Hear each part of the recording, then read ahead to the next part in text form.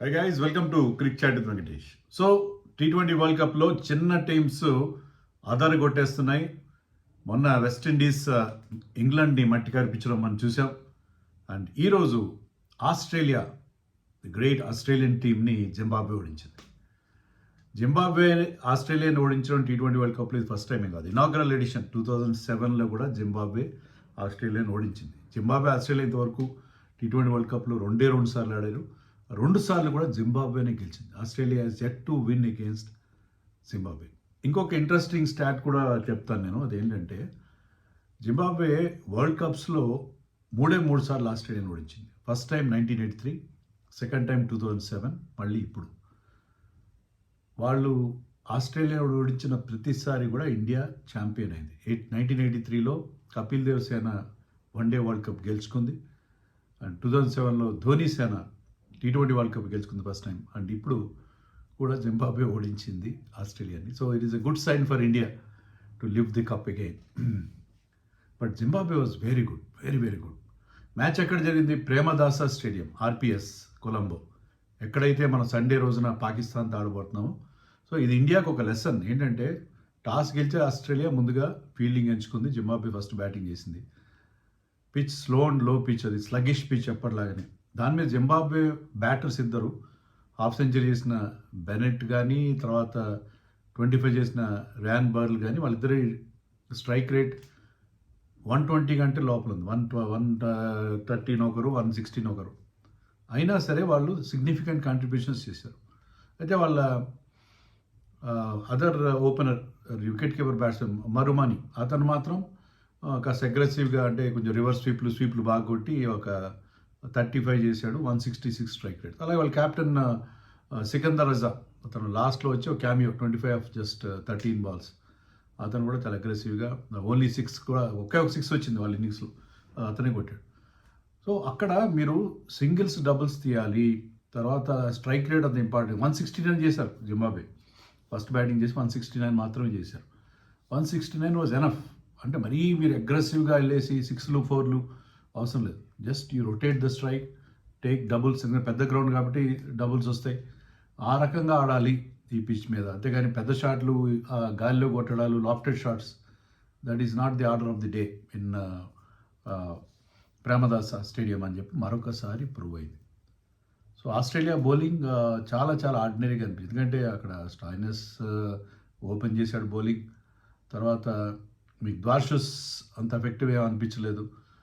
గమ్మత్తుగా ఏంటంటే ఫస్ట్ మ్యాచ్లో ఇదే గ్రౌండ్లో నేథన్ ఎలిస్ 4 వికెట్లు తీశాడు, జాంపా 4 వికెట్లు తీశాడు. వాళ్ళు ఈ మ్యాచ్లో స్టడీ బౌలింగ్ చేశారు. They could not pick up wickets తీయప్పుడు Zimbabwe lost just 2 wickets.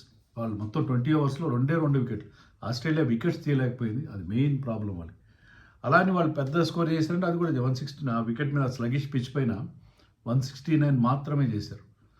169 was enough actually. 170 was the target. మళ్ళీ మార్ష్ లేడు, ఇప్పటికీ అతను ఇంకా కోలుకున్నట్టుగా ఎప్పుడు అతను అవైలబుల్ ఉంటాడు. టిమ్ డేవిడ్ ఇంజరీ బ్రేక్ నుంచి వచ్చాడు, తర్వాత నెంబర్ 4లో ఆడించారు. ఇంగ్లీష్ ఫస్ట్ అవుట్ అయ్యాడు. ఇంగ్లీష్ కూడా ఒక పెద్ద షాట్ కొట్టే ప్రయత్నంలో ఓపెనింగ్గా వచ్చిన ఇంగ్లీష్ అవుట్ అయ్యాడు. తర్వాత మీకు Cameron Green duck out, Tim David duck out. So ఆ స్లో పిచ్ మీద they could not come to terms with that slow pitch. And Travis Head played on ball, అతను ఇన్నర్ ఎడ్జ్ తీసుకొని స్టంప్స్ మీదకి వెళ్ళిపోయింది. So Australia was reduce to 29 for 4. సో వాళ్ళ main players అందరూ Travis Head, Cameron Green, Inglis లాంటి వాళ్ళు out అయితే డేవిడ్కి ఒక గేమ్ టైం ఇద్దామని కాస్త ముందు పంపించారు. చాలా రోజుల తర్వాత ఇంజరీ నుంచి వస్తున్నాడు కదండి, అతను కూడా డక్అవుట్ అయ్యాడు. So 29 for 4, chasing 170. అయితే Renshaw not a regular in Australian team, but Renshaw and Maxwell మధ్య ఒక పార్ట్నర్షిప్ చూసాం. బట్ రెన్షా ఒక 50 చేశాడు. But Maxwell, he is not the same Maxwell, a shadow of his former self అంటారే. ఇటీవల కాలంలో మ్యాక్స్వెల్ పవర్స్ చాలా, they are on the wane. డెఫినెట్గా పాత మ్యాక్స్వెల్ మనకు కనపట్లేదు. 32 బాల్స్ అన్నాడు, 31 చేశాడు అతను. కొన్ని రివర్స్ స్వీప్లై కొట్టాడు, కానీ ఎందుకో అంత ఎఫెక్టివ్గా అనిపించలేదు మ్యాక్స్వెల్. రెన్షా ప్రయత్నం చేశాడు, అతను చివరిదాకా ఆల్మోస్ట్ నిలబడ్డాడు, కానీ అవతల వికెట్లు పడుతూ ఉన్నాయి. And Zimbabwe fielding was very good. Zimbabwe మంచి క్యాచ్లు పట్టారు. తర్వాత గ్రౌండ్ ఫీల్డింగ్ బౌండరీ లైన్ మీద చాలా అథ్లెటిసిజం చూపించారు వాళ్ళు. They are really good. అంటే వాళ్ళు చార్జ్డ్ అప్గా ఉన్నారు. ఎందుకంటే వాళ్ళ కెప్టెన్ యాక్చువల్గా సికందర్ రజా అతనికి క్రాంప్స్ వచ్చి అతను బౌలింగ్ చేయలేకపోయాడు. బ్యాటింగ్ బాగా చేశాడు కానీ బౌలింగ్లో అతను చేయలేదు. కానీ ర్యాన్ బాల్ వచ్చి అతను వికెట్ తీశాడు. Ryan Burl came and removed Maxwell. So వాళ్ళు ప్రతి ఒక్కరు Blessing Muzarabani the tall man 4 wickets తీశాడు. బ్రాడ్ ఎవన్స్ 3 వికెట్స్ తీశాడు. సో ఆ స్లో పిచ్ మీద వాళ్ళకంటే బహుశా వాళ్ళకి అలాంటి పిచెస్ అలవాటు. జింబాబ్వేలో స్లో ఉంటాయని కాదు కానీ జనరల్గా వాళ్ళు they are prepared for these kind of pitches. So వాళ్ళు దే రియల్లీ బౌల్డ్ వెల్. అంటే అక్కడ పేసర్స్ అంతా మంచి బౌలింగ్ చేశారు. So they are very very effective. మంచి యార్కర్స్ కూడా వేయడం చూసాం మనం. సో జింబాబ్వే 23 రన్స్ తేడాతో ఈ మ్యాచ్ గెలిచేశారు. చివరిలో there was no resistance at all out అయిపోయారు Australia in the last over. So Australia chances పూర్తిగా పోయినాయని ఫస్ట్ మ్యాచ్ గెలిచారు వాళ్ళు. సో శ్రీలంకతో వాళ్ళు నెక్స్ట్ మ్యాచ్ ఉంది. ఆ మ్యాచ్ చాలా ఇంపార్టెంట్ అవుతుంది. ఆ మ్యాచ్ గెలవాలి వాళ్ళు. శ్రీలంక హోమ్ టీమ్ని శ్రీలంకలో ఓడించడం అంత ఈజీ కాబోదు. So they have their task cut out. వాళ్ళు అన్ని మ్యాచ్లు గ్రూప్ మ్యాచ్లు మరి ఇక్కడ ఆడుతున్నారు, స్లో పిచెస్ మీద ఆడుతున్నారు. మరి ఇక్కడే గ్రూప్ స్టేజ్లోనే తోకముడుస్తారా ఆస్ట్రేలియా చెప్పలేము. చాలా చాలా కష్టమైన పొజిషన్లో ఉన్నారు. ఇంజరీస్, మెయిన్ బౌలర్స్ లేరు. వాళ్ళ కెప్టెన్ మార్ష్ లేడు. టిమ్ డేవిడ్ ఇంజరీ నుంచి వెనక్కి వస్తున్నాడు. సో ఎవ్వరు కూడా ట్రావిస్ హెడ్ అంత గొప్ప ఫామ్లో లేడు ఈ టోర్నీలో. ఇంగ్లీష్ అంతే same green. So situation is not looking very bright for Australia. Group స్టేజ్లో వెళ్ళిపోవచ్చు వాళ్ళు. ఇంజరీస్ వాళ్ళని చాలా ఇబ్బంది పెడుతున్నట్టు నేను వీడియో చేశాను సెకండ్ ఫేవరెట్ అని. కానీ అప్పటికి ఇన్ని ఇంజరీస్ లేవు. అప్పటికి Cummins was available, Hazlewood available, Marsh was available. Already Steve Smith టీంతో పాటు చేరాడు.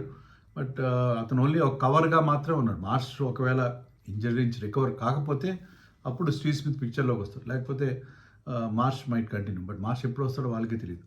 సో ఆస్ట్రేలియా పొజిషన్ ఏమాత్రం బాగాలేదు. ఆస్ట్రేలియా అంతంత మాత్రంగా ఆడుతున్నారు. సౌత్ ఆఫ్రికా ఎప్పటిలాగే తడబడుతున్నారు. ఇంగ్లాండ్ తడబడుతుంది.